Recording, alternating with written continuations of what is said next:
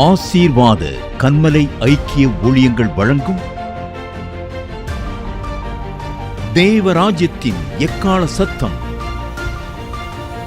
கர்த்தருடைய பரிசுத்த நாமத்திற்கு மகிமை உண்டாவதாக. நம்முடைய கர்த்தரும் உலக இரட்சகருமாய் இருக்கிற ஆண்டவராக இயேசு கிறிஸ்து நாமத்திலே உங்களை மறுபடியுமாய் சந்திப்பதிலே மிகுந்த மகிழ்ச்சி அடைகிறோம். ஆசீர்வாத கன்மலை ஐக்கிய ஊழியத்தின் சார்பிலே தேவராஜ்யத்தின் எக்கால சத்தம் என்ற இந்த பகுதியிலே மறுபடியுமாய் இந்த நாளுக்குரிய வார்த்தை மன்னாவை தேவன் இந்த வாரத்தின் தன்மையை, இந்த வாரத்திலிருந்து தன்னுடைய ஜனங்களுக்கு தருகிற காரியத்தை, செயல்படுத்துகிற உன்னதமான காரியங்களை குறித்து கர்த்தர் நடத்தின வழிகளிலிருந்து கர்த்தர் பேசுகிற வார்த்தையை கொண்டு நம்ம இந்த இடத்துல தியானிப்போம். கடந்த நாட்களிலே நம்ம பார்க்கும் பொழுது, கடந்த வாரத்திலே அவர் புதிய வானத்தின் தன்மையை திறந்தார். அதாவது புதிய வானத்தின் அடையாளம் என்பது என்ன அப்படின்னும் போது, அவருடைய நீதி மட்டுமே வாசம் செய்கிற ஒரு தன்மை. அதிலே அநீதிக்கோ கரைகளுக்கோ அல்லது ஒரு அவமானத்துக்கோ அசுத்தத்திற்கோ இடமில்லாத தன்மை, அசுத்தத்தை பூமியிலே பெருக பண்ண விடாத ஒரு தன்மையின் வெளிப்பாடு தான் அந்த நீதியின் வானங்கள்.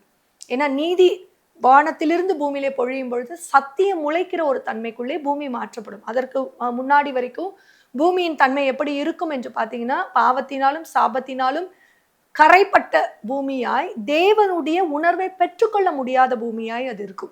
உணர்ச்சியின் அடிப்படையிலே தான் பார்க்கிற காரியத்தை மாத்திரம் நம்பி, தன் கண் முன்னாடி கிரியை செய்கிற விஷயத்தை மாத்திரமே நம்பி செயல்படுகிற ஒரு காரியமாய் தான் பூமியின் தன்மை இருக்கும்.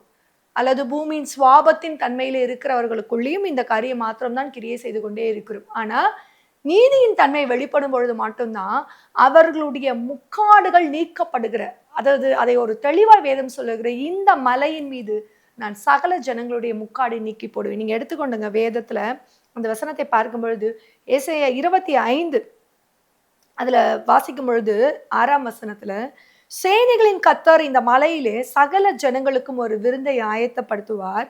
அது கொழுமையான பதார்த்தங்களும் பழமையான திராட்சை ரசமும் ஊனும் நினமும் உள்ள பதார்த்தங்களும் தெளிந்த பழமையான திராட்சை ரசமும் நிறைந்த விருந்தாயிருக்கும். சகல ஜனங்கள் மேலுள்ள முக்காட்டையும் சகல ஜாதிகளையும் மூடியிருக்க மூடலையும் இந்த மலையிலே அகற்றி போடுவார். அவர் மரணத்தை ஜெயமாக விழுங்குவார். கர்த்தராகிய தேவன் எல்லா முகங்களிலும் இருந்து கண்ணீரை துடைத்து தமது ஜனத்தின் நிந்தையை பூமியில் இராதபடிக்கு முற்றிலுமாய் நீக்கி விடுவார். கர்த்தரே இதை சொன்னார். அக்காலத்திலே, இதோ இவரே நம்முடைய தேவன், இவருக்காக காத்திருந்தோம், இவர் நம்மை ரட்சிப்பார், இவரே கர்த்தர், இவருக்காக காத்திருந்தோம், இவருடைய ரட்சிப்பினால் களி கூர்ந்து மகிழ்வோம் என்று சொல்லப்படும். கர்த்தருடைய கரம் இந்த மலையிலே தங்கும். கூலம் எருக்களத்தில் மிதிக்கப்படுவது போல மோவாப் அவர் கீழ் மிதிக்கப்பட்டு போம். நீந்துகிறதற்காக தன் கைகளை விரிப்பது போல அவர் தமது கைகளை அவர்கள் நடுவில் விரித்து அவர்கள் பெருமையையும் அவர்கள் கைகளின் சதி சற்பினைகளையும் தாழ்த்தி விடுவார். அவர் உன் மதில்களுடைய உயர்ந்த அரணை கீழே தள்ளி தாழ்த்தி தரையிலே தூளாக அழிப்பார்.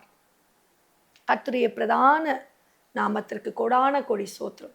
சேனைகளின் கர்த்தர் அவருடைய நாமம்.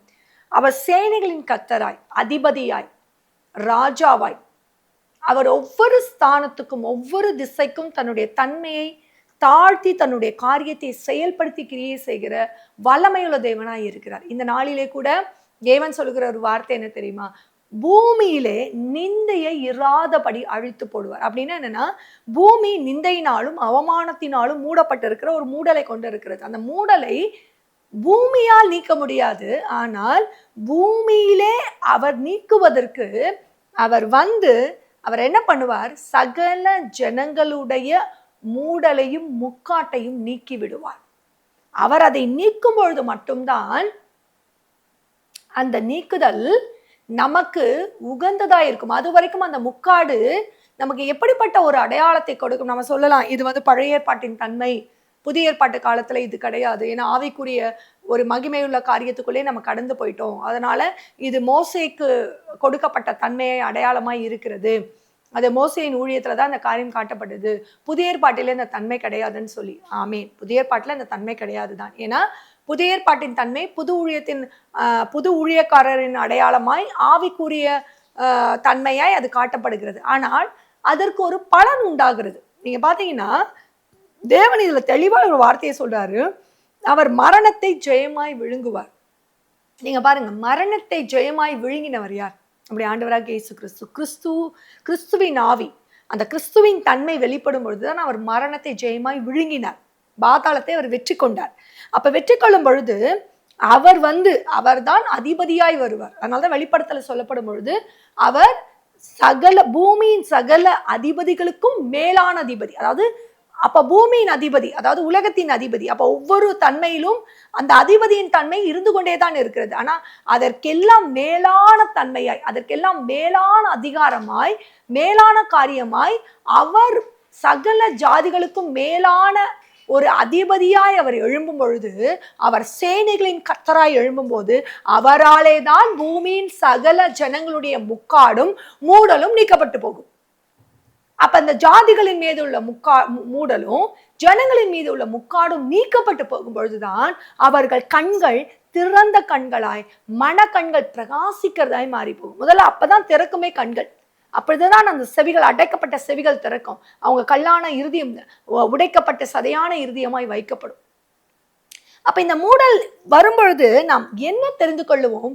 கர்த்தர் யார் என்பதை தெரிந்து கொள்ளுவோம். இது ஒரு ஆவிக்குரிய ரட்சிப்பின் துவக்கத்தின் அடையாளமாய் இருக்கிறது. ஏனென்றால் இதுவரை மூடப்பட்டிருந்தாலும் நாம ஒவ்வொரு வழிகளுக்குள்ளே நடத்துகிற கர்த்தர் நமக்கு முன் சென்று நடத்தி கொண்டே வருகிறார். அது ஒரு முடிவுல நமக்கு சில விஷயங்கள் நம்ம ஏன் இப்படி வைக்கப்பட்டிருக்கிறோம் கூட தெரியாத ஒரு நிலையில இருக்கும். தேவன் தான் நமக்கு வாக்கு கொடுத்திருக்கிறார். ஏன் இந்த காரியம் இன்னும் நடக்கல? ஏன் இந்த சூழ்நிலை இதை விட இன்னும் மோசமாய் சென்று கொண்டு இருக்கிறது? ஏன் இந்த காரியம் இன்னும் ஒஸ்டா போகுது? இன்னும் ஏன் நிந்தைக்குள்ளே இருக்கிறேன்? ஏன் இந்த அவமானத்துக்குள்ளே இருக்கிறேன்? ஏன் இந்த காரியத்துக்குள்ளே இன்னும் நான் எவ்வளவு தூரம் கர்த்தருடைய வார்த்தையை நான் பெற்றுக்கொண்டாலும் ஏன் அந்த வார்த்தைகள் கிரியை செய்ய முடியாமல் என் வாழ்க்கையில இருக்கிறது என்று இந்த நாளில் நீங்கள் கேட்டுக்கொண்டிருக்கிறீங்களா? தேவ சமூகத்துல தேவன் சொல்லுகிற காரியம் இதோ, இந்த நாளிலே அவர் உன் மூடலையும் முக்காட்டையும் நீக்கி போடுகிறார். உன் மூடலும் முக்காடும் நீக்கப்படும் போதுதான் நீ கடந்து வந்த பாதை, நடந்து வந்த பாதை, அவர் கைப்பிடித்து உன்னை அழைத்து வந்த பாதையின் நோக்கமும் அதனுடைய அறிவும் அவருடைய தன்மையும் நமக்கு விளங்க தொடங்கும். இதற்கு தான் தேவன் நம்மை நடத்தி வந்தார். ஒருவேளை அந்த இடத்திற்கு வரும்போது மட்டும்தான் அந்த மூடல் முக்காடு நீக்கப்படும். அப்ப அந்த தன்மைக்குள்ளே நம்மளை நடத்தி வரும்போது நாம் என்ன அடையாளத்தை அறிந்து கொள்ளுவோம் என்றால், இவரே நம்முடைய தேவன், இவருக்காய் காத்திருந்தோம், இவரே நம்மை ரட்சிப்பார், இவரே கர்த்தர், இவரே நம்முடைய கன்மலை, இவருடைய ரட்சிப்பினால் கழிகிறோம். நம்முடைய ஆவிக்குரிய ரட்சிப்பை உடையவர்களாய் மாற துவங்கும் போது, நமக்குள்ளே ஆவிக்குரிய ரட்சிப்பின் நிறைவு உண்டாகும் போது என்ன நடக்கும் தெரியுமா? நமக்குள்ளே ஆவியிலே களி கூர்ந்து மகிழுகிற ஒரு உன்னதமான அனுபவம் ஏற்படும். உங்கள் ஆவி களி கூறும்.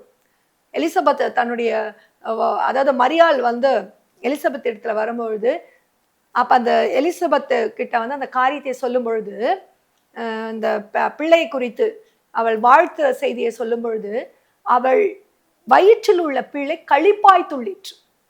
அவள் ஆவியிலே களி கூர்ந்த அந்த பிள்ளை அந்த களி கூறுதலை உண்டாக்கிட்டு. நீங்க நல்லா கவனிச்சு பாருங்க. அதாவது மாம்சத்தின் தன்மை, சரீரத்தின் தன்மை தான் உனக்கு தொட்டு பார்த்து, உன்னை உணர்ந்து பார்த்து, கண்களால் பார்த்து அறியும். ஆனா ஆவியின் தன்மையோ அது எங்கிருந்தாலும், கர்ப்பத்தின் பிறப்பில் இருந்தாலும்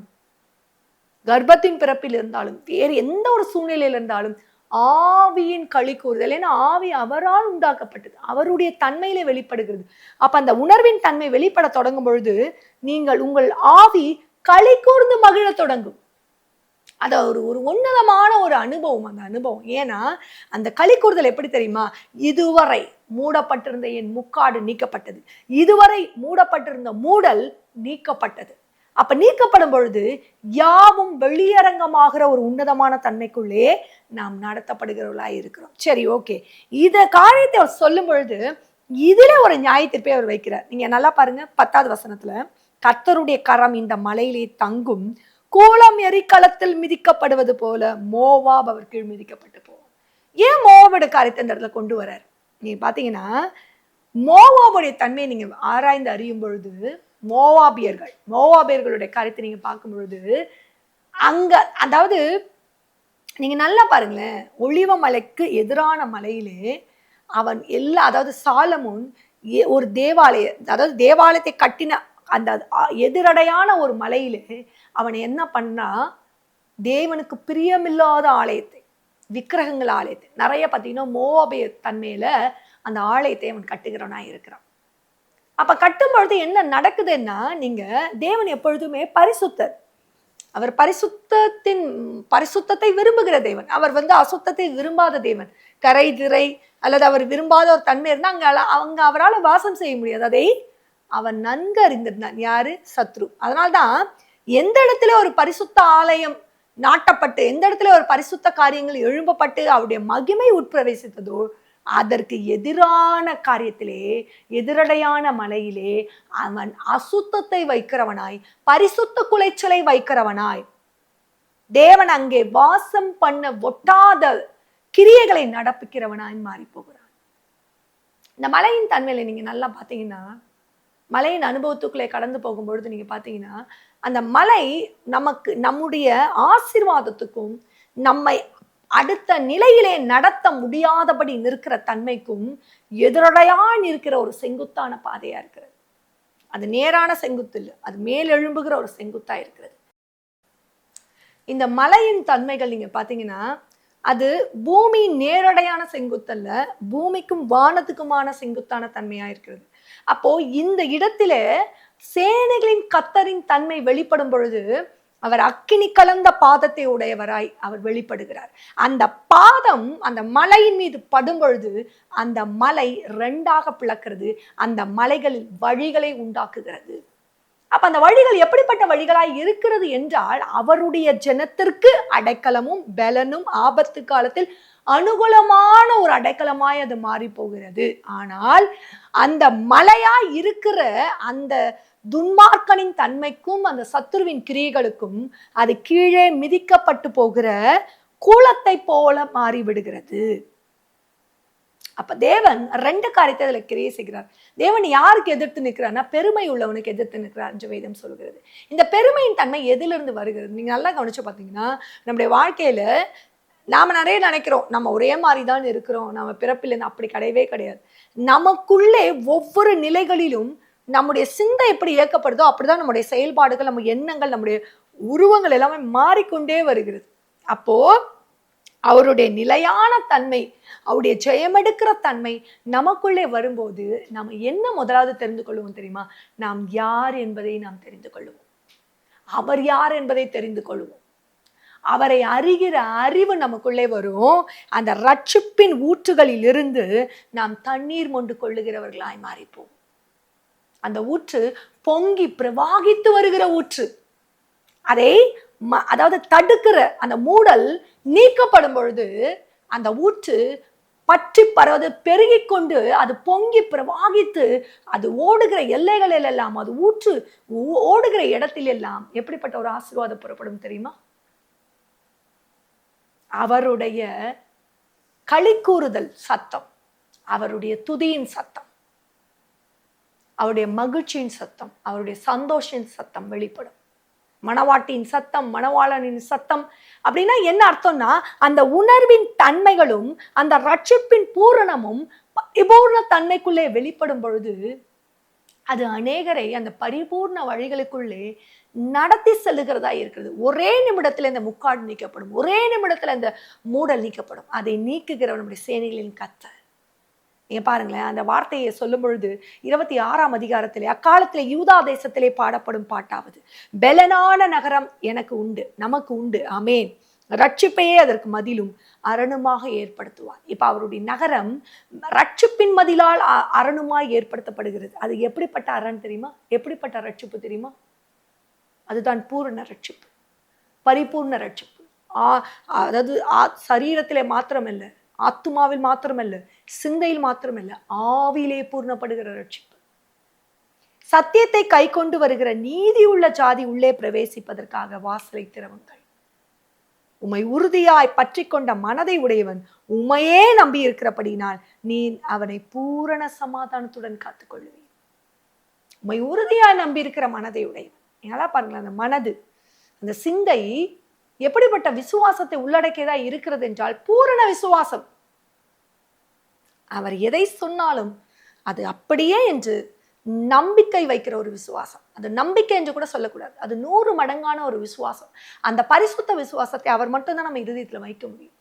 எதை நடந்தாலும் அவர் இதை செயல்படுத்துகிற விதத்தை நம்ம அறிந்து கொண்டோமானால் நம்ம அவரை நோக்கி நம்ம என்ன பண்ண மாட்டோம். ஏன் இது எப்படி எனக்கு நடந்தது, எதனால இதை நீங்க செஞ்சீங்க, நம்ம தேவனை நோக்கி முறுமுறுக்கிறவர்களா இருக்க மாட்டோம்.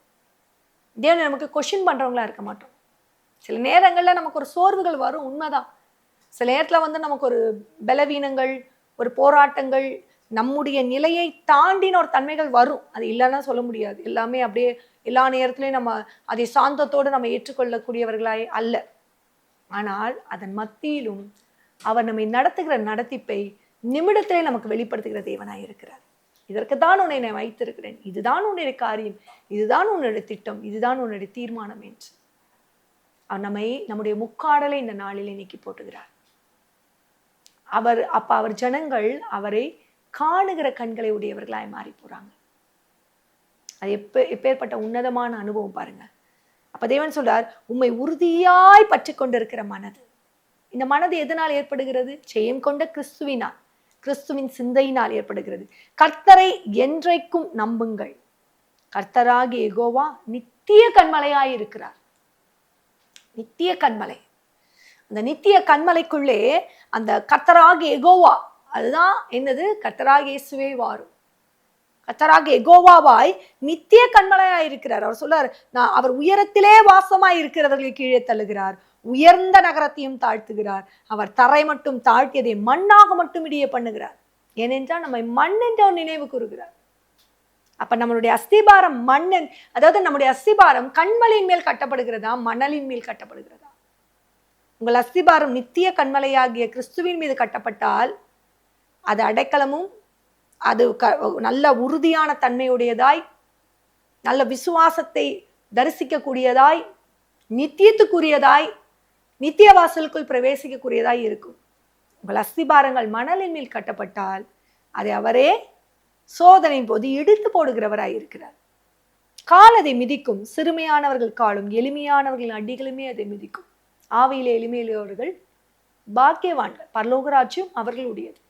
அப்ப ஆவியின்படி தேவன் இது எல்லாமே கண்டன் பண்றது ஆவியின் படிதான். ஒரு எளிமையானவன் சொல்லும்போது ஒரு ஏழை, ஒன்றுமே இல்லாதவன், அந்த அடையாளம் மட்டும் கிடையாது. இதுல எப்பவுமே தேவன் ஒரு காரியத்தை வெளிப்படுத்தும் போது ஆவியின் தன்மையில தான் இதை வெளிப்படுத்துவார். சிறுமையானவர்கள்லாம் தன்னை பெருமைப்படுத்திக் கொள்ளாத, தேவ சமூகத்துல தன்னை தாழ்த்தி ஒப்பு கொடுக்கிறவர்கள். அதே போல எளிமையாய் ஆவியிலே தேவன் அவர்கள் ஆவியால் நடத்தப்படுகிறவர்களா இருந்தாலும் அதை இந்த தேவன் சொல்லுகிறவரை வெளிப்படுத்தாத ஜனங்கள். அப்படிப்பட்ட ஜனங்களுடைய கால்களும் அடிகளுமே அதை மிதிக்கும். எதை? துன்மார்க்கனுடைய தலையை, மோவாபினுடைய தலையை, இதுவரை மலையாயிருந்து தன்னை அசைக்கவே முடியாது என்று பெருமை உள்ளவருடைய தலையை அது மிதித்து போடும். கர்த்தாவே, உம்முடைய நியாய தீர்ப்புகளின் வழியை உமக்கு காத்திருக்கிறோம். உமது நாமமும் உம்மை நினைக்கும் நினைவும் எங்கள் ஆத்தும வாஞ்சியா இருக்கிறது. பாருங்க, இந்த காரியத்துல அவருடைய நாமம், அவரை நினைக்கும் நினைவு அவருடைய ஆத்தும வாஞ்சை, நம்முடைய ஆத்தும வாஞ்சையா இருக்கிறது. அதுதான் அதற்கான உணவு, போஜனமாய் அமைந்து விடுகிறது. இந்த காரியத்தை சொல்ல தொடங்கும் பொழுதே கர்த்தர் காட்டுகிற ஒரு வழி என்ன தெரியுமா? ஏன்னா துன்மார்க்கனுக்கு நேரிடுகிற காரியத்தை நம் தியானிப்பதை காட்டிலும் அவருடைய ஜனங்களுக்கு நேரிடுகிற நன்மைகள், அவருக்கு கர்த்தரே ஆவியானவர், அவருடைய நன்மைகளை தான் இந்த நாளிலே நாம் தெரிந்து கொள்வது ரொம்ப அவசியம். 2 கொரிந்தியர் 3ஆம் அதிகாரத்திலே அவர் தெளிவாய் ஒரு வார்த்தையை சொல்லுகிறார். 8ஆம் வசனத்துல, ஒழிந்து போகிற மகிமையுள்ள இந்த ஊழியம் அப்படிப்பட்ட மகிமையுள்ளதா இருந்தால் ஆவிக்குரிய ஊழியம் எவ்வளவு அதிக மகிமையுள்ளதா இருக்கும். இந்த இடத்துல அவர் சொல்லும் பொழுது ஒரு காரியம், இந்த ஆவிக்குரிய ரட்சிப்பின் வழியாய் புறப்படுகிறவருடைய மகிமை. நீங்க பாருங்க, ஆக்கினை தீர்ப்பு கொடுக்கும் ஊழியம் மகிமை உள்ளதா இருந்தால் நீதியை கொடுக்கும் ஊழியம் அதிக மகிமை உள்ளதா இருக்கும். ஆமா, கடைசி நாட்களில் அவர் சொல்ற காரியம் என்ன தெரியுமா? நீதியின் ராஜாவாய், நீதிக்கு அதிபதியா அவர் எழும்புகிறார். அதுதான் நீதியின் சுவிசேஷம். இனி அவருடைய சுவிசேஷம் எப்படிப்பட்ட சுவிசேஷமா இருக்கும் தெரியுமா? நீதியை வெளிப்படுத்துகிற தன்மையுள்ளதா இருக்கும். இதை தான் ஆரம்பத்திலிருந்தே தேவன் வெளிப்படுத்தி கொண்டு வர்றார். அவர் இந்த காரியத்தை தொடங்கினதுல இருந்து இந்த வார்த்தை தான் அவர் சொல்லிக்கொண்டே வருகிறார். இனி ஒழிந்து போகிற காரியம் முடிந்து போகும். ஏன்னா எது ஒழிந்து போகும்? நிறைவானது வரும்போது குறைவானது ஒழிந்து போகும். அப்ப குறைவான தன்மைகளா இதுவரை அறியப்பட்டிருக்கிற யாவும் நிறைவான அவருடைய ஆவின் தன்மை வெளிப்படும் போது ஒழிந்து போக தொடங்கும். ஒழிந்து போகிற காரியத்துக்கே இத்தனை மகிமை, அதாவது அந்த மகிமை அப்படின்ற தன்மை அவருடைய சகல ஆசீர்வாதத்தினோட பேக்கேஜ் இது. ஆசீர்வாதம் மட்டும் சொல்ல முடியாது, கனம், மகத்துவம், வல்லமை, அதாவது அந்த ஒரு மகிமைக்குள்ள எல்லாமே அடங்கிடுது. மகிமைன்னா அதுல அந்த பேக்கேஜ் அது எப்படி ஒரு சாப்பாடு இட்லி, ஒரு சாப்பாடு சாம்பார், ஒரு மீல்ஸ்ன்னு சொன்னா அந்த சகலமும் அடங்கிடுதோ அதே மாதிரி மகிமைனா சகலமும் அடங்கிடும். தனித்தனியா நம்ம கேட்க வேண்டிய அவசியம் கிடையாது. நீங்க சாப்பாடு வச்சுட்டீங்க, சாம்பார் எடுத்துருவாங்க, இல்ல ரசம் எடுத்துட்டு வாங்க, இந்த பொரியலை வைங்க, அந்த பொரியல் நம்ம சொல்ல வேண்டியதே இல்லை. அது ஒரு பேக்கேஜா வந்துருது பாத்தீங்களா? அதே மாதிரிதான் அவருடைய மகிமை வெளிப்படும் போது நாம் ஆண்டவரே இதை கொடுங்க, இது கேளுங்க, இது வேணும், அது வேணும்னு கேட்கிற காரியமே இருக்காது. ஏன்னா சகலமும் அவர்களுக்கு நிறைவுள்ளதாய் மாறி போகும். என் அருமையான தேவஜனமே, இதை பார்க்கதான் தூதர்கள் ஆசையா இருந்தார்கள். ஆபிரகாம் இதற்காய் தான் காத்திருந்தார். பழைய பாட்டு பரிசுத்தவான்கள் எல்லாம் இதற்காய் தான் காத்திருந்தாங்க. பவுல் இந்த தன்மையை தான் வெளிப்படுத்துகிறார். இந்த கடைசி நாட்களிலே அவருடைய ஆவிக்குரிய மகிமையின் ஊழியங்கள், அவருடைய ஆவிக்குரிய மகிமையின் வெளிப்பாடு, அது பயங்கரமான வெளிப்பாடு. அப்படிப்பட்ட வெளிப்பாட்டுக்குள்ளே தேவன் தெளிவாய் ஒன்று சொல்லுகிறார். 15ஆம் அதிகாரத்தை நீங்க வாசிக்கும் போது, வசனத்தை வாசிக்கும் போது, மோசேயின் ஆகமங்கள் வாசிக்கப்படும் போது இந்நாள் வரைக்கும் முக்காடு அவர்கள் இருதயத்தின் மேல் இருக்கிறதே. நீங்க பாருங்களேன், அவர் முக்காடை எங்க நிக்கிறாரு? தலையில. நாம தலையில தான் முக்காடு போடுவோம். அவர் முக்காடை தலையில இருந்து நிக்கல, இருதயத்திலிருந்து. அதனாலதான் சொல்றாரு இருதய விருத்த சேதனம். அந்த இருதயத்தின் விருத்த சேதனம் அடையும் பொழுது நாம் அந்த உணர்வினால் நிரப்பப்படுகிறோம். அந்த முக்காடு நீக்கப்படும் பொழுது நாம் அவருடைய மகிமை தங்கும் வாசஸ்தலமாய் மாறிவிடுகிறோம். கர்த்தரே ஆவியானவர், கர்த்தருடைய ஆவி எங்க உண்டோ அங்கே விடுதலை உண்டு. என்ன விடுதலை? தற்காலிகமான விடுதலை கிடையாது, நிரந்தர நித்திய விடுதலை, மெய்யான விடுதலை. நாம் எல்லோரும் திறந்த முகமாய் கர்த்தருடைய மகிமையை கண்ணாடியிலே காண்கிறது போல கண்டு ஆவியாய் இருக்கிற கர்த்தரால் அந்த சாயலாகத்தானே மகிமை மேல் மகிமை அடைந்து மறுரூபப்படுகிறோம். இந்த மகிமை நமக்குள்ளே பிரவேசிக்க தொடங்கும் பொழுது இந்த மகிமை நம்மை மகிமை மேல் மகிமை அடைந்து, வெறும் மகிமை வந்துட்டு போற காரியம் மட்டும் இல்ல. நீங்க சாலமோன் கட்டின தேவாலயத்துல பார்க்கும் பொழுது அந்த மகிமை வாசற்படியில் நின்றது. அந்த மகிமை ஆலயத்தை நிரப்பின போது அவர்களால் உள்ள போகவே முடியல. அது அவ்வளவுதான் அவர் சொல்லிட்டாரு, இந்த மகிமை உடனே. ஆனா அவர் அந்த மகிமையை இறக்கிட்டு அவர் சாதாரணமா சொல்லல, அவர் எச்சரிப்பு கொடுத்தாரு, நீ இதுல நிலைத்து நிக்கலன்னா இதை நான் இடிச்சு போட்டுருவேன். ஏன்னா அவர் மகிமை வந்து இறங்கின இடம் அது. அதாவது ஒரு பேக்கேஜ் ஆஃப் அவருடைய பரலோகத்தின் அந்த ஆசீர்வாதத்தின் பொக்கிஷம் வந்து இறங்கின இடம் அது. அந்த மகிமையை வந்து இறங்குச்சு. அதனாலதான் மகிமை மேகத்தின் மேல் தங்குச்சு, அந்த மலையின் மேல் மகிமை தங்குச்சு, ஆசரிப்பு கூடாரத்தின் மேல் மகிமை தங்குச்சு. இன்னைக்கு ஆலயமாகி உங்களுக்கும் எனக்குள்ளும் அவருடைய மகிமை தங்கி இருக்கிறது. அப்ப நமக்குள்ள இந்த மகிமை தங்கும்போது அவர் எப்படிப்பட்ட காரியமாய் சொல்லுகிறார்? நம் விடுதலை, மெய்யான விடுதலையை நோக்கி செல்லும். இனி உங்களுக்கு எல்லா காரியத்திலும் ஒரு மெய்யான விடுதலை. குமாரன் உங்களை விடுதலை ஆக்கினால் மெய்யாகவே விடுதலை அடைவீர்கள். குமாரனாகிய கிறிஸ்து இயேசு அதிபதியாக அவர் எழும்பி, அவர் கிறிஸ்துவாய் ஜெயம் கொண்டு மரணத்தை ஜெயமாய் விழுங்கி பாதாளத்தின் தன்மையை முற்றிலுமாய் நசுக்கி முற்றிலுமாய் அதன் கிரியைகளை அடக்கி இந்த நாளிலே அவர் ஜெய கிறிஸ்துவாய் உங்களுக்கு முன் செல்லுகிறார். அவர் அந்த மூடலை நம்முடைய மனதிலிருந்தும் இருதயத்திலிருந்தும் எடுத்து போடுகிறார். அந்த மூடல் எப்படிப்பட்ட மூடல் தெரியுமா? அந்த மூடலின் தன்மை எப்படி கிரியை செய்யும் தெரியுமா? கண்ணார கண்டும் விசுவாசியாத தன்மை, காதார கேட்டும் நம்பாத தன்மை, இருதயத்துக்குள்ள வரும்போது அதை உணர்வடையாத தன்மை. இந்த மூன்றையும் அவர் மாற்றும் பொழுது நாம் சொல்லுவோம், நீரே கர்த்தர், உம்மை நாங்கள் துதிக்கிறோம், உம்மை நம்ம மகிமைப்படுத்த. அதாவது ஆவி களி கூற தொடங்கும், ஆத்மாவுக்கு போஜனம் உண்டாகும், சிந்தை ஜெயத்தினால் பூர்ணமடையும், சரீரம் மறுரூபமாக்கப்படும், நீதியுள்ள ஊழியம், நீதியின் சுவிசேஷம் பெருகும். கர்த்தரே ஆவியானவர், கர்த்தருடைய ஆவி எங்கே உண்டு அங்கே விடுதலை உண்டு. நாம் எல்லாரும் திறந்த முகமாய் கண்ணாடியிலே மகிமையை காணுகிறது போல கண்டு கர்த்தரால் அந்த சாயலாகத்தானே மகிமை மேல் மகிமை அடைந்து மறுரூபம் அடைகிறது. இந்த அனுபவத்துக்குள்ளே நம்ம கடந்து வருவோமாக. இந்த அனுபவம் நமக்குள்ளே கடந்து வரும் பொழுது மகிமை மேல் மகிமை அடைந்து மறுரூபமாகிற ஒரு உன்னதம், மறுரூபம். அப்ப அதற்கு முன் இருந்த ரூபம் எப்படிப்பட்ட ரூபம்? அது மாம்சத்தின் ரூபம், பாவத்தின் ரூபம், பூமியின் ரூபம். அந்த ரூபத்துக்குள்ள எப்படி இருக்கும்? குறைவுகள் இருக்கும், கசப்புகள் இருக்கும், வைராகியம் இருக்கும், எல்லாமே அதனுடைய பிரதிபலிப்பு. ஆனா இந்த மறுரூபம் அது பிதாவுக்கு ஒத்த ரூபம், குமாரனுடைய சாயலின் ரூபம். அந்த ரூபம் வரும்போது அதிலே கரையில்லை, திரையில்லை. அது பரிசுத்தத்துக்கு மேல் பரிசுத்தம்.